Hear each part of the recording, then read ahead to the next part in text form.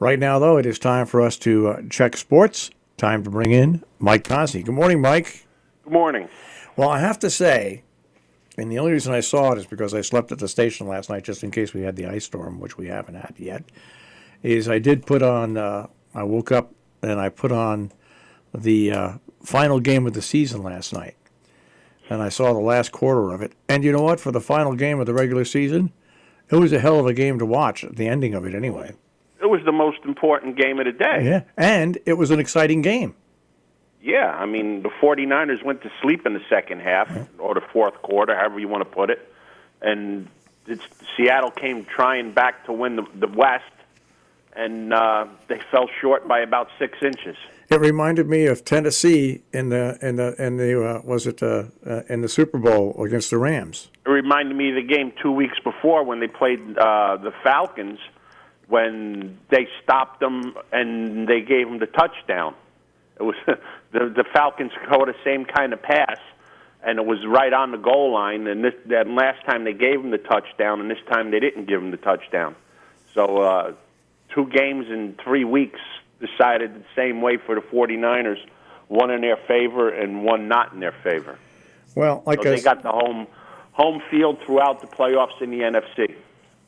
And it was an exciting game. I didn't watch the whole game. Yeah, it was. But I watched almost the last quarter before I went to sleep here again, and it was fun to watch. And it just brought back visions of that Super Bowl with the guy stretching out the ball trying to get it in the end zone against the Rams. But anyway. But no matter how good the game was, the referee still screwed it up. Yeah, because there was the play late in the game when I think the 49ers ran a screen play and the center was downfield and threw a block. And in Seattle, you can't hear the whistle. You threw a block, and he was like 5 seconds after the play was over, and they called a personal foul on the center. And what would have been a first down for the 49ers, they wound up having a punt. So once again, no matter how good a game is, the referees put their face in there and screw it up. All right, Cleveland has done the right thing right off the bat after they lost to Cincinnati. The Cleveland Browns are looking for a new head coach. They didn't even wait for what do they call Mondays? Black Monday in the NFL after the first day after the season's over, the regular season. The Giants should be on that list today. I don't know if the Giants should be on their list for the coach. They should be on their list for about 25 players, though. The general manager and coach, they're the ones that they put the team together. Yeah, but that's the bad thing about it. They put the team together and made a mistake, but they're going to get rid of them. But the dogs that are still on the team are still going to be there, so it's going to be the same rat pack that you're going to have playing for the Giants next year. I watched that game against the Eagles.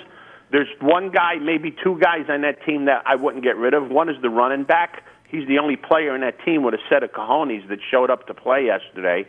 And the quarterback because he's young.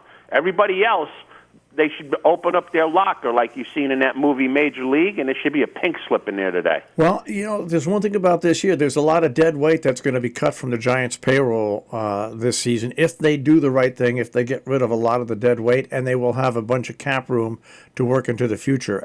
But you can't get rid of the coach unless you're going to get rid of the general manager because you can't. I disagree. I would get rid of the general manager for sure. But I don't know about the coach because you can't win the Kentucky Derby with a 5,000 claimer, like I always say. And the Giants players are a bunch of 5,000 claimers running in the Kentucky Derby. The coach hasn't had the opportunity to coach a real team yet because of the mutts that he has. I'd give him one more chance rebuilding the team, but I wouldn't have the general manager there because he's the one that got that pack of dogs in there, and they need to get rid of a whole lot of players on that team because they all have a bunch of curly tails. And I don't want the Giants to excuse the general manager just because the last two picks he made in the draft were pretty good picks. No way. He's got to go. That's right. That's no excuse. That's no excuse. Didn't supply the right amount of players. These are professionals, and you're playing in a meaningful game against a team that's trying to make the playoffs. And they were there for a little while, like I said, because of the running back. But the rest of the team, oh my God, are they bad? I watched the Red Zone yesterday because there was nothing else on, and the racing at Santa Anita was pretty bad. And they highlighted the Giant game a lot because that was one of the few meaningful games on at 4 o'clock. man, the Giant fans should be embarrassed by that team. They are pitiful.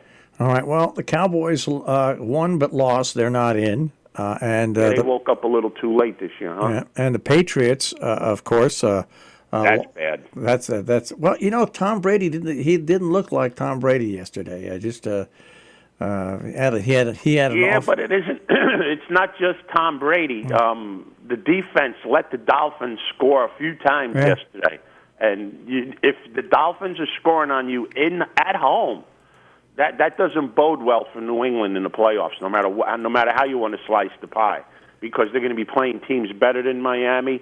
You can't say that this team wasn't prepared to beat Miami yesterday, because you really don't have to prepare a lot to beat Miami. And that was their biggest game of the year, to get a bye or not get a bye, and they stunk out the place. Miami went right down the field at the end of the game and scored a touchdown to win the game. That doesn't spell good things for New England in the postseason. My prediction for the Super Bowl is going to be Baltimore and New Orleans. I don't think the 49ers are going to lose. You don't think? Well, yeah, you're right. The 49ers have a real good shot too. But if you remember the game against Baltimore, they played in the rain, and it was a bad call that the 49ers made themselves to get a first down at the end of the game to win the game. They threw a pass when it was 3rd and 2 instead of trying to run the ball in the rain. They make that first down, they win the game. They didn't. I think they beat Baltimore. They've already beaten the Saints. They've already beaten Green Bay. Those are the two teams they're going to have to beat, and this time they're playing them at home. I think they have a real good chance to get to the Super Bowl and beat Baltimore again. All right. Hey, the Knicks won last night. Did they? Yeah. Who'd they play? Chattanooga University? I have no idea, but they won. Any others? How'd your racing go this weekend? We didn't go over our picks. Oh, I know you don't want to, but we got to go over the picks. Okay, let's go over the picks. Well, we both had the college games, and I put a few ducats on it, so that paid off for me. We both had Clemson and LSU. I had New Orleans who won, Green Bay who won, and New England lost. And like I said, you had LSU and Clemson too, but you had the trilogy of death yesterday. Buffalo, New England, and Seattle all took it on the chin. There you go. The story of my life. So we finished the regular season. You were 55-36, and I was 68-23. There you go. Racing, we did all right. Santa Anita, they should just close that place down. Even when they race, it's nothing but favorites. And the race that I picked out there, the favorite that I had in my exacta won, Mo Forza. Big deal about that. It's serious too. Like they promoted this card of how great it is and everything. 7 out of 8 races were favorites, and I mean favorites. That if you call that racing, you can keep it. And one of the stakes down at Gulfstream, the Tropical Park Derby, one of our horses scratched, but the two that we had were left with. Holiday won, and I think paid about $11. So it wasn't that bad of a weekend on the racing front this year. All right. On the last weekend of the year. No game to pick tonight. What about that college game? The 2 college games. The first one went as we thought it went. I mean, just no one's beating LSU. No one. I don't think so. I mean, Clemson's good. That kid, that quarterback on that team is very, very good. Yeah, but he's going to keep Clemson in the game. Clemson has a good defense, but LSU is just a machine. Yeah, given a week to prepare against an NFL team, one of the lower tiers NFL teams like the Giants or something like that, given a week to prepare for them, I think they'd give a good run for their money.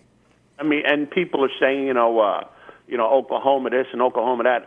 Oklahoma's offense is good. Their defense isn't good, and LSU lit them up. But Oklahoma's defense is good, and until it was like 42-7, Oklahoma was stymied. And then when LSU finally let up the dogs a little bit, it got a little respectable. At this line at 3.5, woo, boys, somebody's going to make a lot of money on this game. All right. I got to get on to the forecast. Okie doke. I'll speak to you tomorrow. Have a great day, guys. Take care, Mike. Mike Cozzi with the Check on Sports this morning here on Robin Hood Radio.